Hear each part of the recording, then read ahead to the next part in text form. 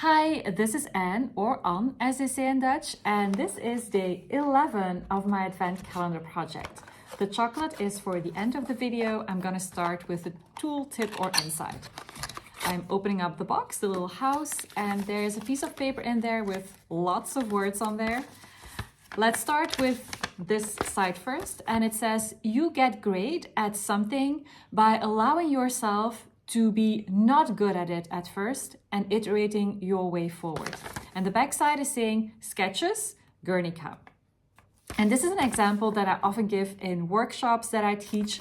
The Guernica by Picasso. I saw it a couple of years ago, quite some years ago, when I was in Madrid. And it's a really beautiful piece of art. And the reason that I am referring back to this example so often is because I was impressed by the piece of art, but I was even more impressed by all the sketches that were in the same room. So in the middle of the room and on the different sides of the room, there were all kinds of sketches. Pieces of paper like this with sketches on there of the different elements that you could find back in the final painting in the Guernica.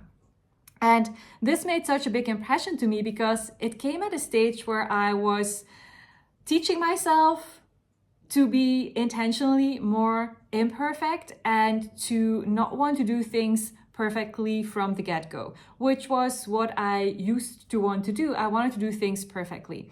And I was in that stage of finding examples of people who did things imperfectly, and then because of doing things imperfectly, they were able to get better at it, develop more skills, more expertise, more experience, and create amazing stuff. And this came at the right time because I was admiring the Guernica, and then I saw what had been happening before that, before creating all the things that led up to the creation of the Guernica. And you could see all the sketches there, and I can only imagine Picasso like sketching something and then being like, this is not really what I was looking for. But then also looking at the sketch and saying, okay, I don't like this line, or I don't like the combination of those two lines. Maybe if I change them up a bit, then the horse or whatever it is that he was sketching will look better. Or maybe he was really frustrated with the horse that he had been drawing and would like take his piece of paper. He would like go like this and then throw the piece of paper away and then take a fresh piece of paper and make a fresh sketch. So I can imagine that process of doing something and things not turning out the way that he wanted them to turn out. And then looking at it, putting it on the table in front of him, almost literally, to have a look at what he liked, what was working, what didn't work, and then use that information, that intel, to make a next sketch, tweaking something or starting over from scratch with a blank page, but still informed by what he had been doing before that, by all the sketches that came before that.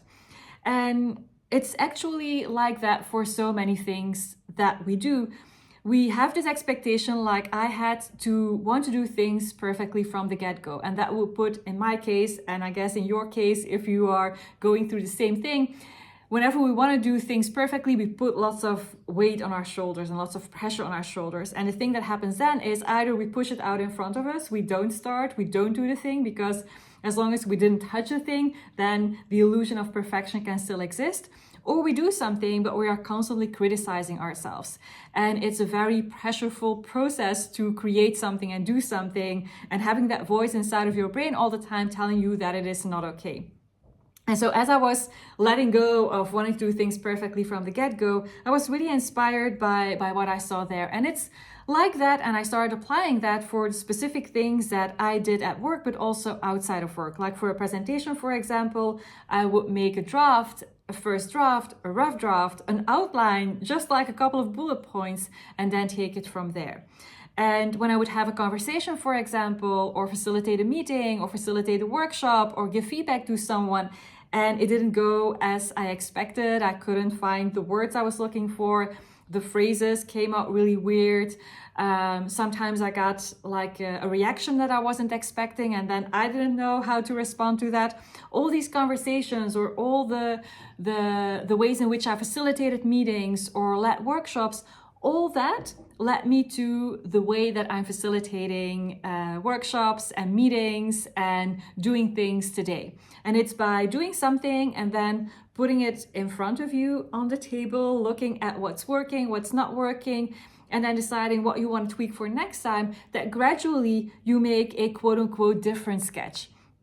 And you grow your expertise, your experience, and your skill. And gradually you will be facilitating meetings in a more skilled way, and you will be leading workshops in a more skilled way, and you will be giving feedback in a more skilled way, and also being more skilled in responding to unexpected things that happen because you've been through all these quote-unquote bad meetings where so many things went wrong and you didn't know what to do, or when you went through so many feedback conversations and you didn't know what to say when somebody push back on something or ask a question. And it's by having these quote-unquote bad experience that we get to build our skill and expertise, and that we get to the quote-unquote good experiences where we can navigate whatever happens and we feel comfortable doing so. And this is like the process of making these sketches. Every meeting, every conversation that goes like, oh my God, this is not what I was looking for. This is not what I was hoping for. This is a quote-unquote bad experience. When we put it on the table and then we allow it to be bad, we then get something that we can work with, that we can tweak, that we can adjust. We can come up with a phrase that we might want to use when somebody asks us something or pushes back. Like, we can come up with phrases after the fact and then start experimenting with these in the moment, in the next conversations. And it's by allowing ourselves to have all these imperfect, bad, quote-unquote, imperfect conversations, meetings, etc., presentations, whatever it is, baking cupcakes, all the bad cupcakes will lead to the amazing cupcakes. Not by itself, but through the process of allowing it to be bad, engaging with taking the action, allowing it to be bad, allowing it to turn out the way that it turns out, and then looking at what happened, what worked, what didn't work, and what you want to change and tweak and experiment for next time.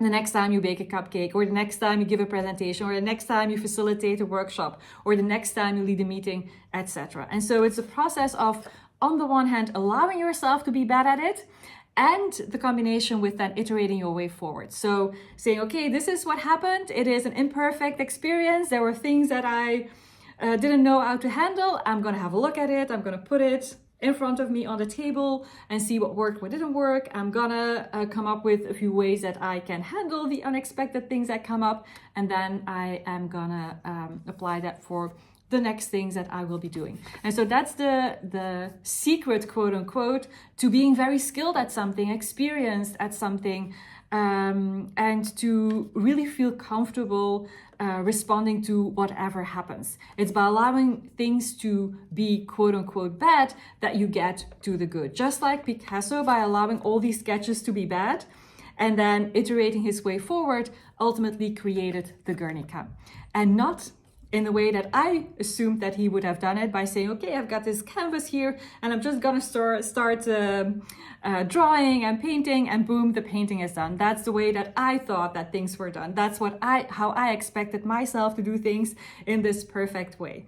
And so this was a beautiful illustration, a beautiful experience that I had right there, seeing the beautiful piece of art, but also seeing what led up to being able to create that piece of art. All the sketches and all the things that didn't work that ultimately led him to build his skill, his experience, his expertise, and that ultimately led him to the great stuff, the amazing piece of art. And he wouldn't have been able to do that without all the bad sketches that came before it, and without iterating his way forward. And it's the same for all of us, for you and me and all of us.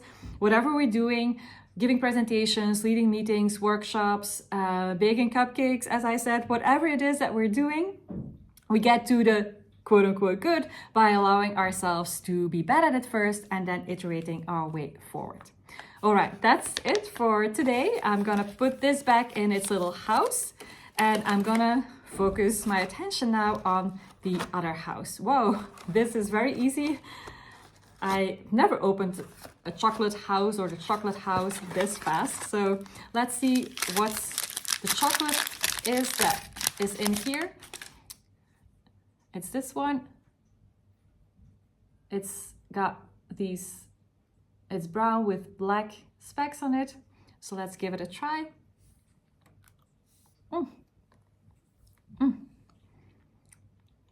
It's a challenge to eat. There's some caramel in there. I'll show it to you. There's some caramel in there.